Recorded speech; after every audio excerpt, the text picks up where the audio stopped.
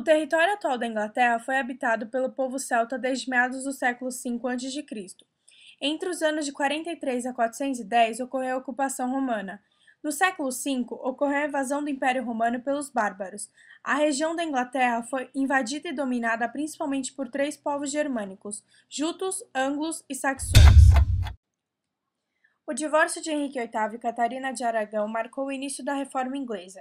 Em 1533, casa-se com Ana Bolena, com quem teve apenas uma filha, Elizabeth I. Os fatos mais relevantes do reinado de Henrique VIII se incluem a ruptura com a Igreja Católica Romana, a qual não aceitava seu divórcio com Catarina, e seu estabelecimento como líder da Igreja Anglicana.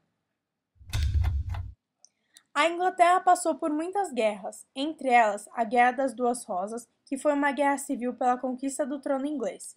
A Guerra das Malvinas, que foi um conflito armado entre a Argentina e o Reino Unido pela soberania sobre as Ilhas Malvinas, atualmente dominada pelo Reino Unido. A Primeira Guerra Mundial, na qual era a nação com a marinha mais numerosa, o que ajudou muito na vitória contra os alemães, justificando sua participação na guerra.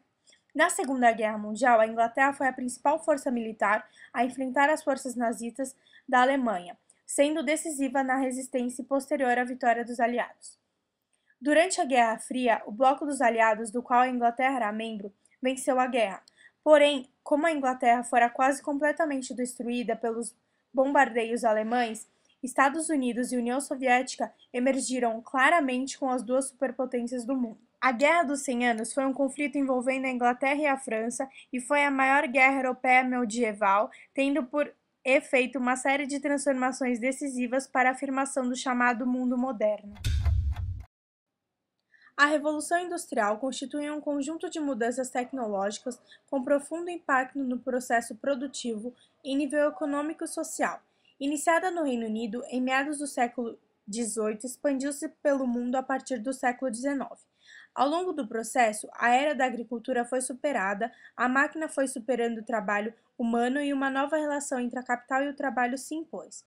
Essa transformação foi possível devido a uma combinação de fatores, como o liberalismo econômico, a acumulação de capital e uma série de invenções tais como o motor a vapor.